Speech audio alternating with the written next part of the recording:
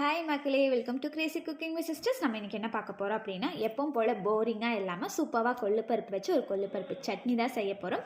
வாங்க இப்படி செய்யலான்னு பார்த்தலாம். அதுக்கு கொள்ளுப்பருப்பு தனியாக நல்லா வேக வச்சுட்டு தண்ணி தனியாக பருப்பு தனியாக எடுத்து வச்சுக்கோங்க. ஒரு கடாய் வச்சுட்டு எண்ணெய் சேர்த்துட்டு எண்ணெய் நல்லா காஞ்சதுக்கப்புறமா கடுகு போட்டு கடுகு நல்லா படப்படன்னு பொரிஞ்சு வந்ததுக்கப்புறமா சின்ன வெங்காயம், கருவேப்பிலை, வரமிளகாய், கொஞ்சம் சீரகம், கொத்தமல்லி எல்லாம் போட்டு நல்லா கண்ணாடி பதம் வர வரைக்கும் வறுவறுத்துன்னு வதக்கி விட்டுருங்க. சீரகமும் கொத்தமல்லியும் கால் ஸ்பூன் சேர்த்துக்கோங்க. ஸோ 2 ஈக்குவல் ரேஷியோலேயே இருக்கட்டும்.